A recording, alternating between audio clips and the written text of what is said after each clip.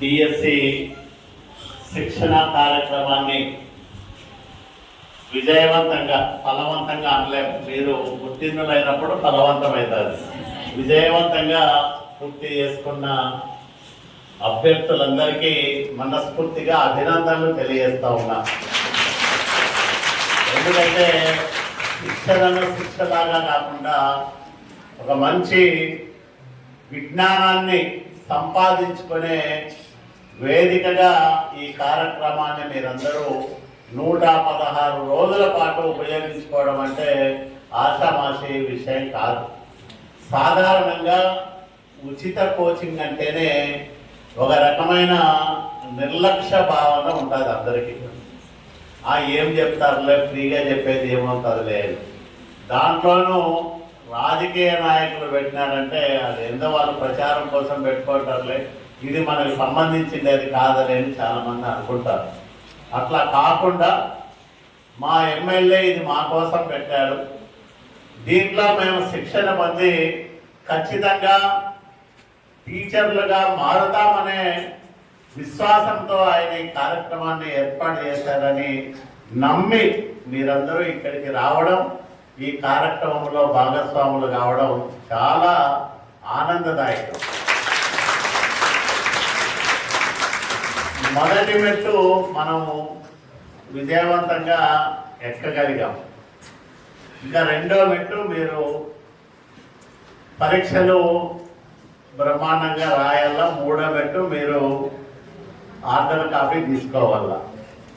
ఈ 3 దశల్లోనూ మీరు విజయవంతం కావాలని మనసారా కోరుకుంటాము. రాయదుర్గం నుంచి అత్యధిక మంది ఉపాధ్యాయులుగా మారినారంటే రాయదుర్గానికే కాకుండా ఇతర ప్రాంతాలకు మీరు ఎక్కడ ఉద్యోగం చేసినా ఆ గ్రామానికి కానీ అక్కడ ఉండే ప్రజలకు, పేదలకు మేలు జరుగుతుంది. ఎందుకంటే అత్యంత వెనుకబడిన ప్రాంతం నుంచి మీరు ఉపాధ్యాయులుగా వెళ్తారు కాబట్టి వెనుకబాటుతనంలో ఉండే సమస్యలు మీరు స్వయంగా అనుభవిస్తూ ఉన్నారు. అట్లాగే పేదరికంలో ఉండే ఇబ్బందులను మీరందరూ అనుభవించారు కాబట్టి ఈ 2 అంశాలను దృష్టిలో పెట్టుకొని వాటిని మీరు ఎక్కడైతే ఉపాధ్యాయులుగా ఉంటారో ఆ గ్రామాల్లో కానీ ఆ సమూహాల్లో కానీ వాటిని పారదోలేదానికి చిత్తశుద్ధితో ప్రయత్నం చేస్తామని నేనైతే నమ్ముతా ఉన్నాను. ఎందుకంటే పేదవాడికి పేదరికం బాధలు తెలుసు, అట్లాగే వెనుకబడిన ప్రాంతం నుంచి వచ్చిన వాళ్లకు ఆ వెనుకబడిన ప్రాంతంలో ఉండే ఇబ్బందులు తెలుసు. ఈ రెండింటినీ అధిగమించగలిగితే మనం కూడా ఇతర ప్రాంతాల కంటే ధీటుగా ఇతర సామాజిక వర్గాలు లేదా ఆర్థికంగా సామాజికంగా చైతన్యవంతమైన వర్గాలకు సాటిగా ఎదగడానికి అవకాశం ఏర్పడుతుంది. ఈరోజు కాకపోవచ్చు ఇంకో 5 ఏళ్ళు 10 ఏళ్ళకైనా మనము మన పిల్లలు సమాజంలో మిగతా వారికంటే మిన్నగా కాకపోయినా వారికి సమానంగా మనం కూడా మన సామాజిక ఆర్థిక హోదాను అనుభవించేదానికి అవకాశం ఏర్పడుతుంది. కాబట్టి ఇది మీ జీవితంలో ఒక మలుపు కావాలి. శిక్షణ అనేది మీ జీవితాన్ని ఒక మలుపు తిప్పే కార్యక్రమంగా ఉపయోగపడాలనే ఇబ్బందులు ఉంటాయి. మొన్ననే ఎలక్షన్లు అయిపోయినాయి, వెంటనే ఇట్లాంటివన్నీ ప్రారంభం చేయాలంటే అనేక వ్యయ ప్రయాసాలకు సంబంధించిన అంశాలు.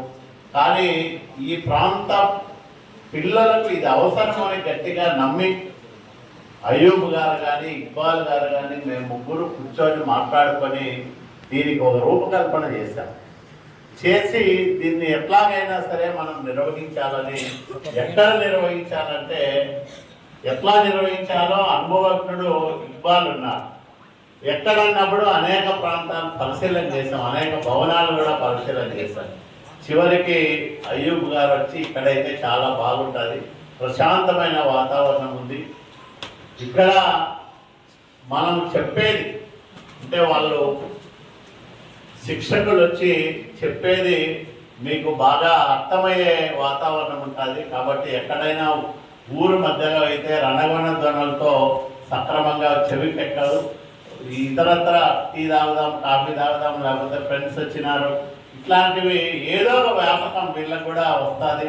అమ్మ నాన్న వస్తారు, ఆసుపత్రి అంటారు, లేకపోతే ఇంకోటి అంటారు, ఇట్లాంటివన్నీ ఉంటాయి ఊర్లో ఉంటే.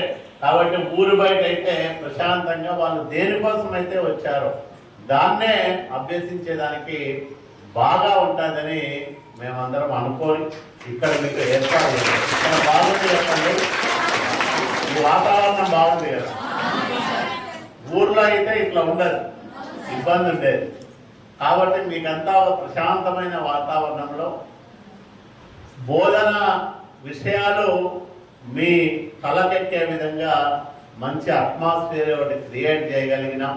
కాబట్టి దీనికి నిజంగా వీళ్ళిద్దరూ చాలా కష్టపడ్డారు. వాళ్ళకి చాలా రుణపడి ఉన్నాం, మీరైనా నేనైనా, ఉపాధి గారికి కానీ అయ్యూబ్ గారికి కానీ. అలాగే బండి కృష్ణమూర్తి గారు, ఆయన టీము, శివా గారు,